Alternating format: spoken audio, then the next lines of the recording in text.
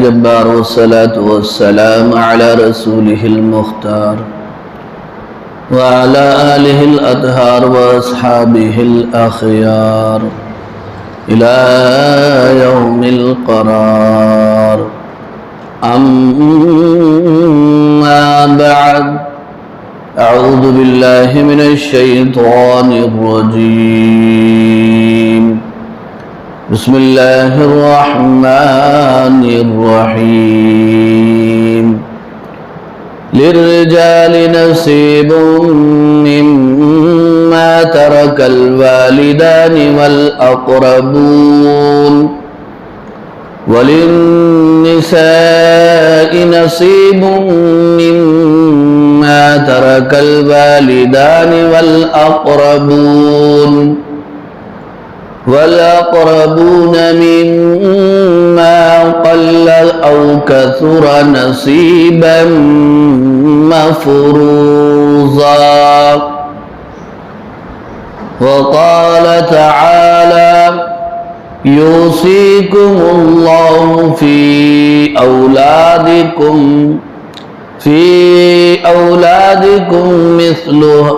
للذكر مثل حظ الأنثيين. صدق الله العلي العظيم. وقال رسول الله صلى الله عليه وسلم: تعلموا القرآن والفرائض وعلموا الناس فإني مقبوض، أو كما قال عليه الصلاة والسلام. بزرگوں اور عزیز دوستو، الحمدللہ ثم الحمدللہ گزشتہ 3 بلکہ 4 جمعوں سے آپ حضرات کے سامنے موت کی بات کی سنتوں کے عنوان سے قسط وار بیان چل رہا ہے. گزشتہ جمعہ آپ حضرات کے سامنے قبرستان میں داخل ہونے کے آداب اور میت کو قبر میں اتارنے کا مسنون طریقہ اور تدفین کے بعد میت کے حق میں دعائے مغفرت کا سنت طریقہ بیان کیا گیا تھا. ظاہر بات ہے تجہیز و تکفین کے بعد تدفین کے بعد اب آخری مرحلہ میت سے متعلق میت کے مال کا ہوتا ہے، جسے ہم ترکہ کہتے ہیں، جسے ہم وراثت کا مال کہتے ہیں. تو میت کے مال میں، میت کے چھوڑے ہوئے ترکے میں کتابوں میں لکھا ہوا ہے 4 حقوق متعلق ہوتے ہیں. کتنے حقوق؟ 4 حق میت کے مال سے متعلق ہوتے ہیں. پہلا حق یہ ہوتا ہے کہ میت کے مال سے میت کی تجہیز و تکفین اور تدفین کا انتظام کیا جائے. اس کے بعد بھی اگر مال باقی رہتا ہے تو اس میں سے میت کا قرض ادا کیا جائے. یہ دوسرا حق ہے. اور تیسرا حق یہ ہے کہ ادائیگی قرض کے بعد پھر بھی اگر مال باقی ہے تو دیکھا یہ جائے گا کہ میت نے اپنی وفات سے پہلے اگر وصیت کی ہے، اپنے مال کے سلسلے میں کسی کو دینے کی وصیت کی ہو یا اللہ تعالیٰ کے راستے میں اپنا مال خرچ کرنے کی وصیت کی ہو، تو اس وصیت کو نافذ کیا جائے. لیکن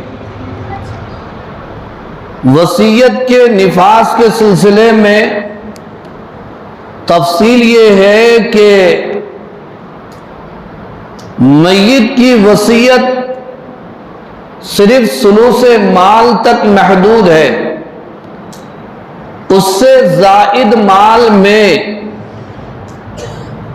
یا اگر میت نے ثلث مال سے زیادہ وصیت کیا ہو تو اس میں وصیت نافذ نہیں ہوگی۔ ثلث مال کا مطلب کیا ہوتا ہے؟ ثلث مال کا مطلب ہوتا ہے میت کے مال کے 3 حصے کیے جائیں گے، 3 حصے کرنے کے بعد ان تینوں میں کا جو ایک حصہ ہوتا ہے وہ ثلث مال کہا جاتا ہے عربی زبان میں، اور تہائی مال کہا جاتا ہے اردو زبان میں۔ تو میت نے اپنی وفات سے پہلے یا آخری وقت اپنے مال کی وصیت کی ہے کہ فلاں مسجد کو دیا جائے، فلاں مدرسے کو دیا جائے، یا فلاں رشتہ دار کو دیا جائے، یا فلاں تنظیم و تحریک کو دیا جائے، تو تہائی مال تک اس کی وصیت پر عمل کیا جا سکتا ہے، اس سے زائد پر نہیں۔ اس لیے کہ اس سے زائد پر اگر عمل ہو تو ایسی صورت میں وارثین کا حق مارا جا سکتا ہے۔ تو میت کے مال سے چھوڑے ہوئے ترکے سے تیسرا حق ہے نفاذ وصیت کا، وہ بھی ثلث مال تک محدود ہے۔ میت کے ترکے سے آخری حق جو متعلق ہے وہ یہ ہے کہ میت کا ترکہ، میت کا چھوڑا ہوا مال اس کے وارثین کے درمیان قرآن و سنت اور شریعت کے مطابق ٹھیک ٹھیک تقسیم کر دیا جائے۔ یہ میت کے مال سے 4 مرتب حقوق ہیں، ان میں آخری حق کون سا ہے؟ وارثین کے درمیان میت کا مال، میت کا ترکہ، میت کی وراثت کو شریعت کے مطابق تقسیم کرنا۔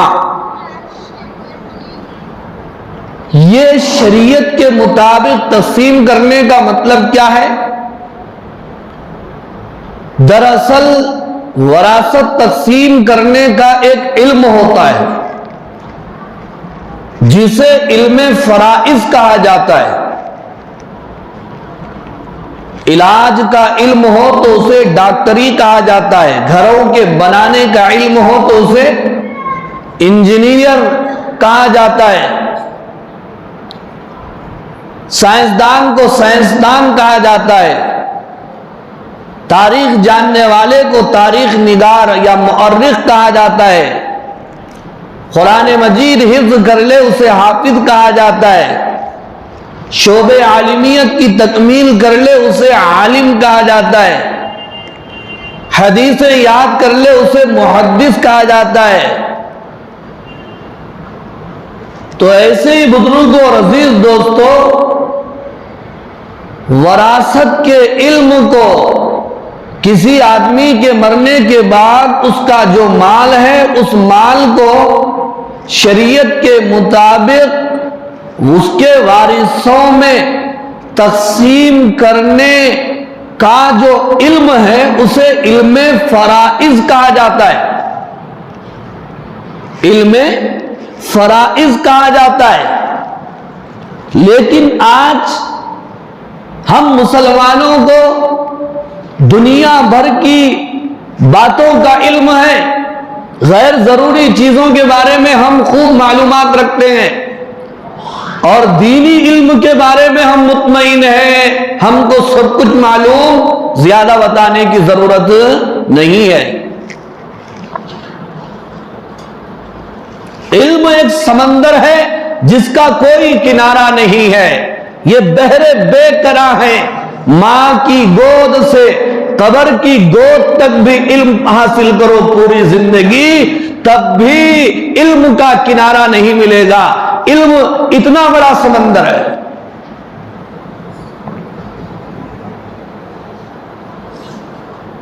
آج ہر غیر ضروری چیزوں کے بارے میں بچے سے لے کر بزرگوں تک سب کو پتا ہے، لیکن جو اصل علم ہے اس کے بارے میں کسی کو نہیں معلوم.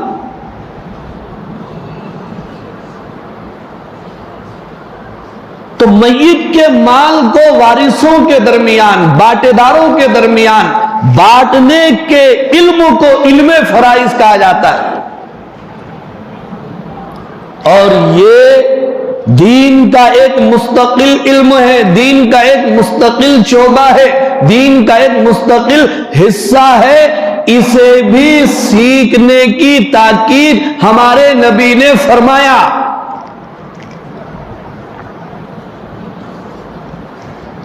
چنانچہ ابھی آپ کے سامنے مختصر سے خطبے میں حدیث رسول پیش کی گئی. نبی رحمت محسن انسانیت حضرت محمد مصطفیٰ صلی اللہ علیہ وسلم نے بیان فرمایا، تعلموا الفرائض فإنها نصف العلم. اور یہ بھی کہا گیا تعلموا القرآن والفرائض وعلموا الناس فإنی مقبوض. تم قرآن کا علم حاصل کرو، تم فرائض کا علم حاصل کرو، اور لوگوں کو بھی سکھلاؤ، لوگوں کو بھی اس کی تعلیم دو. اس لیے کہ میں تو دنیا سے جانے والا ہوں. کون فرما رہے ہیں؟ ہمارے آقا فرما رہے ہیں، میں تمہارے درمیان ہمیشہ تو نہیں رہوں گا، میں دنیا سے جانے والا ہوں، اس لیے تم مجھ سے علم فرائض سیکھ لو. علم فرائض یعنی وراثت کو وارثوں کے درمیان تقسیم کرنے کا علم سیکھ لو. آج اس علم کا پتہ یا اس وراثت کی تفصیلات کا علم بہت کم لوگوں کو ہے. یہ ہے علم فرائض. وراثت کی تقسیم کے علم کو علم فرائض اس لیے کہتے ہیں، فرائض جمع ہے فریضہ کے، اور فریضہ کے معنی آتے ہیں متعینہ چیز. چونکہ قرآن میں، حدیث میں، شریعت میں وارثین کے حصے فرض کر دیے گئے ہیں، متعین کر دیے گئے ہیں، اس لیے وراثت کے علم کو علم فرائض کہا جاتا ہے. علم فرائض کی اہمیت کا اندازہ آپ کو اس سے ہوگا کہ حدیث میں آپ صلی اللہ علیہ وسلم نے بیان فرمایا، علم فرائض، علم وراثت سیکھ لو، اس لیے کہ یہ نصف علم ہے، آدھا علم ہے. اللہ اکبر! یہ کتنا بڑا اس کا مقام ہے، اس کا مرتبہ ہے. اور علماء اکرام نے اس کی تشریح فرمائی، علم وراثت کو، علم فرائض کو، وارثین کے درمیان وراثت کے تقسیم کرنے کے علم کو حضور نے نصف علم، آدھا علم کیوں فرمایا؟ اس لیے کہ انسان کی زندگی کے دو حصے ہوتے ہیں، ایک تو اس کی زندگی ہے، دوسرے موت ہے. علم فرائض کے علاوہ جتنے علوم ہیں ان کا تعلق انسان کی حیات سے ہے، اور علم فرائض کا تعلق، وراثت کے علم کا تعلق اس کی موت سے ہے. اس لیے علم فرائض کو حدیث میں نصف علم کہا گیا.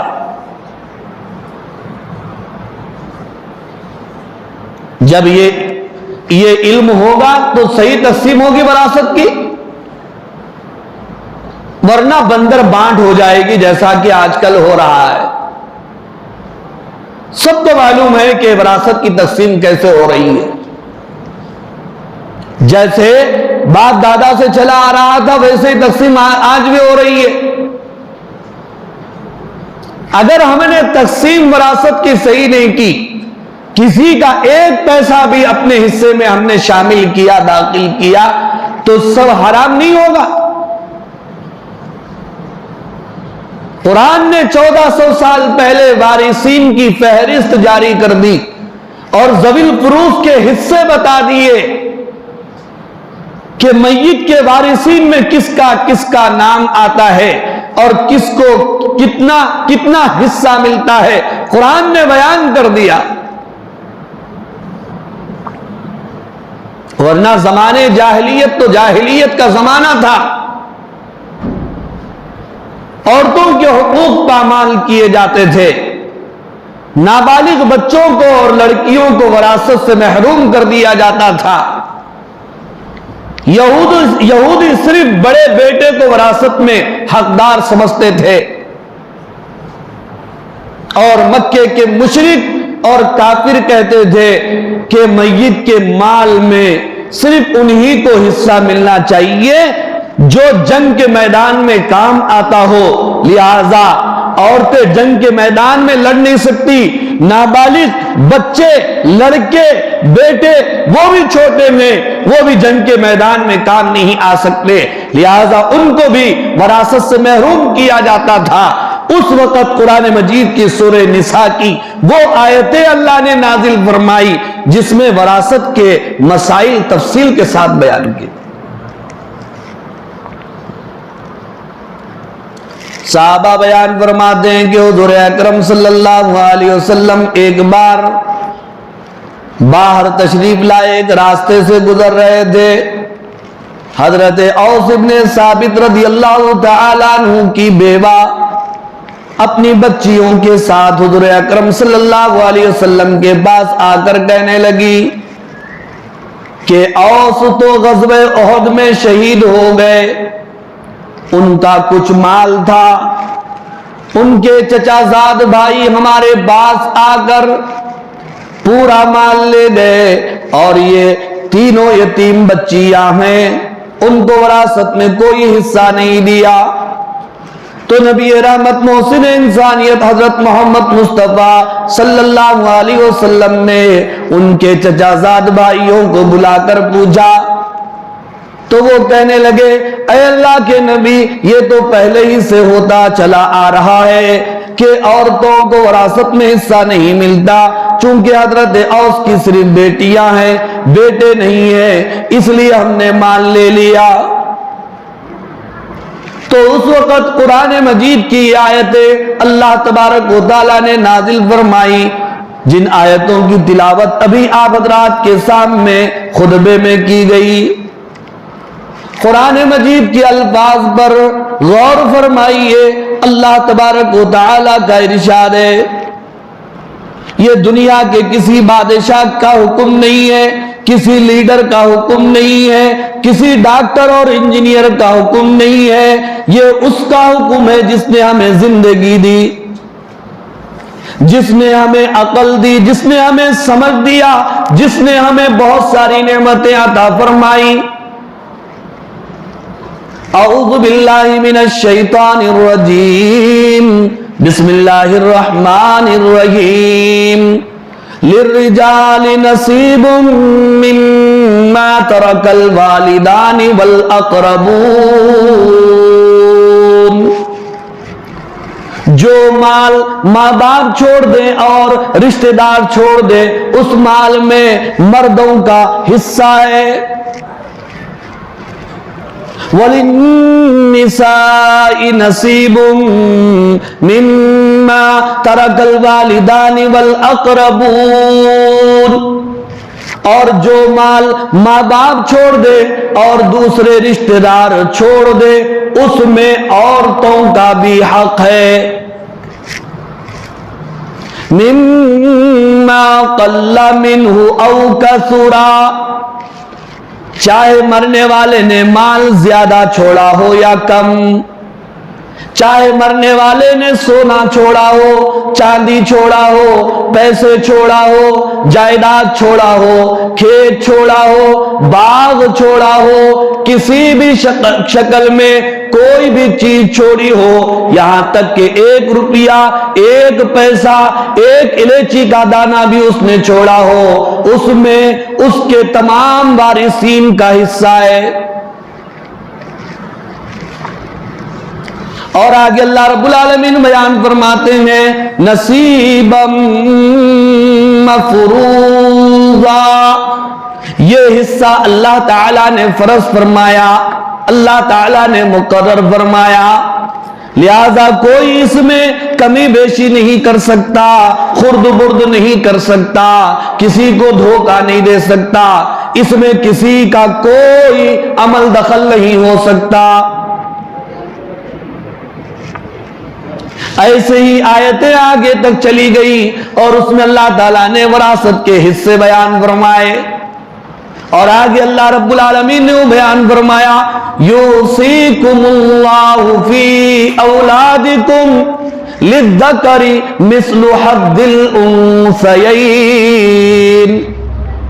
اللہ تم کو وصیت کر رہا ہے تمہاری اولاد کے بارے میں کہ بیٹوں کو ڈبل ملے گا، دو بیٹیوں کے برابر حصہ ملے گا۔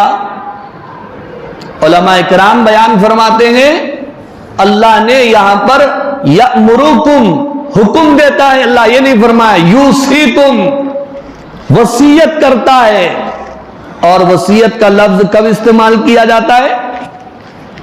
وصیت کسے کہتے ہیں؟ مرنے والا آدمی جب اپنی زندگی کے آخری لمحات میں مرتے مرتے کسی بات کا حکم دیتے جائے اسے وصیت کہتے ہیں، اور فرما بردار لائق اولاد اپنے باپ کی کسی بات کو مانے نہ مانے لیکن اپنے باپ کی وصیت کو مانتی ہے اور اس پر عمل کرتی ہے۔ اس لیے اللہ تعالیٰ نے یأمرکم کے بجائے یوصی کا لفظ استعمال فرمایا، اور وراثت کی تقسیم کی اہمیت کا اندازہ اسی سے ہوتا ہے۔ یوصیکم اللہ فی اولادکم للذکر مثل حظ الانثیین، اللہ تم کو وصیت کر رہے ہیں تمہاری اولاد کے سلسلے میں بیٹوں کے لیے دو بیٹیوں کے برابر حصہ ہوگا۔ اس لیے اس کا علم سیکھنا چاہیے۔ اب سیکھنا چاہیے تو سیکھیں گے تو پھر تقسیم بھی صحیح کرنا پڑے گا۔ لوگ کہتے ہیں ڈر کے کہ صاحب ہم اس لیے نہیں سیکھتے، کل اللہ قیامت میں پوچھیں گے بیٹا معلوم تو سب تھا عمل کیوں نہیں کیا؟ اس لیے اللہ سے کہیں گے اللہ مجھے معلوم نہیں تھا، اتنا پڑھا لکھا نہیں تھا، میں تو صرف ایسے ہی بھولا بھالا تھا۔ تو اللہ کہیں گے ٹھیک ہے آئے بھولا بھالا صاحب سیدھا جنت میں چلے جائیے، وہاں پکڑ ہوگی تم نے علم کیوں حاصل نہیں کیا۔ روڈ پہ چلتے گے، روڈ کراس کرتے گے، الٹا آگے پولیس والا پکڑا، صاحب میرے کو نہیں معلوم تھا صاحب چھوڑ دیو، صاحب چھوڑ دیتا، دو لگا کے بولتا عقل ہے سمجھ ہے تیرے کو، اتنا بڑا ہو گیا روڈ کراس کرنے کا قانون تیرے کو معلوم نہیں؟ جب دنیا میں عدالتیں نہیں چھوڑتی، دنیا کا قانون نہیں چھوڑتا لا علمی اور جہالت کی بنیاد پر، تو پھر اللہ تعالیٰ قیامت میں چھوڑ دیں گے ارے بیچارے کو معلوم نہیں تھا صاحب جاؤ جاؤ جنت کے 8 دروازے ان کے لیے کھلے۔ اس لیے آپ صلی اللہ علیہ وسلم نے بیان فرمایا وراثت کے تقسیم کرنے کے علم کو سیکھ لو میرے دنیا سے جانے سے پہلے پہلے، ورنہ کیا ہوگا قیامت کے قریب ایسا ہوگا لوگوں کا انتقال ہوگا، میت کے مال کو تقسیم کرنے کا علم کسی کو نہیں ہوگا، تو پھر وارثین کے درمیان لڑائی اور جھگڑے ہونے لگیں گے، لڑائی اور جھگڑے ہونے لگیں۔ تو اس لیے بزرگ اور عزیز دوستو وراثت کے سلسلے میں بیٹوں کو بھی ہے بیٹیوں کو بھی ہے۔ بیٹیوں کے بارے میں مسلمان یہ کہتے ہیں کہ صاحب شادی کے وقت سب دے دیے، اب مرنے کے بعد باپ کے مال میں حصہ نہیں ملتا، تو مال صرف بیٹی کی شادی میں دیا گیا، بیٹے کی شادی نہیں ہوتی، بیٹے کا ولیمہ نہیں کرتے، بیٹے کو پیسے لگا کے نہیں پڑے، بیٹے کو دکان لگا کے نہیں دیے، بیٹے کو کارخانہ لگا کے نہیں دیے، بیٹے کو نوکری لگا کے نہیں دیے, بیٹے کے اوپر پیسے خرچ نہیں کرے, ویسے ہی بیٹی کو کی ضروریات بھی تم نے کی ہے. صرف شادی کرنے سے وراثت کا حق برا نہیں ہوتا, مرنے کے بعد جو مال ہے اس میں بیٹیوں کو سنگل اور بیٹوں کو ڈبل دینا پڑتا ہے. اب ایک صاحب بولے کہ نہیں صاحب, وہ بچی باہر جاتی نا, اپنا مال باہر کہیں کو دینا, تھوڑا بہت دے دیے وہی ہے, بچے یہی کرتے ہیں گھر میں. اچھا, تو قرآن مجید کی آیتیں بھی آپ کو پوچھ کر اتارنا چاہیے تھا اللہ تعالیٰ کو, نعوذ باللہ. آپ دوسرے طریقے سے سوچے, اگر ہماری بیٹی باہر جا رہی ہے تو کسی کی بیٹی بھی تو وہ وراثت کا مال لے کر ہمارے گھر آئے گی. اس لیے شریعت کا جو حکم ہے اس کے مطابق کرو. یہ نہیں چلے گا کہ ہم نہیں ہماری بہن راضی ہے, بیوی راضی ہے, نہیں, یہ سماج کے دباؤ میں آ کر جو ہاں کیا جاتا ہے وہ نہ ہوتا ہے. دل خوشی سے معاف کرنا اس وقت ہوتا ہے. آپ بچی کو, بہن کو قبضے میں دے دو, زمین دے دو, پیسے دے دو, اس کے ہاتھ میں دو, اس کے بعد تھوڑے دنوں میں لا کر کے وہ اپنی خوشی سے آپ کے دامن میں ڈال دے, تو تب کہا جائے گا کہ وہ خوش ہو کر اس نے ایسا کیا. اور یہ تقسیم ہو رہی نہیں. کل پوچھو گی اس سلسلے میں اللہ کے پاس, بیٹیوں کو بھی وراثت کیوں نہیں دی گئی؟ اس میں اونچ نیچ کرنا جائز نہیں ہے. حضور اکرم صلی اللہ علیہ وسلم کے زمانے میں ایسا ہوتا تھا, آپ نے منع کر دیا کہ نہیں, عورتوں کو بھی حصہ دو, بیٹیوں کو بھی حصہ دو. تو میت کے مال میں 4 حقوق ہوتے ہیں. پہلا حق تو یہ ہے اس کے مال سے اس کے کفن دفن کا انتظام کیا جائے. دوسرا حق یہ ہے اس کے مال سے اس کا قرض ادا کیا جائے اگر ہے, نہیں تو کوئی بات نہیں ہے. تیسرا حق یہ ہے میت نے اگر وصیت کی ہے میرا مال فلاں مسجد کو فلاں نیک کام میں خرچ کیا جائے, 3/4 مال تک اس کی وصیت پر عمل کیا جا سکتا ہے. پھر بھی اگر مال بچ رہا ہے تو وہ وارثین کے درمیان تقسیم کیا جائے. بیٹوں کو بھی, بیٹیوں کو بھی, بیوی کو بھی, ماں کا بھی حصہ ہوتا ہے اس کے اندر. اور وہ کتنے حصے ہوتے ہیں, کیا کیا ہوتے ہیں, بڑی تفصیل ہے. جب بھی ضرورت پڑی علماء کرام سے آپ پوچھ لیں تو اس کا پتہ چل جائے گا.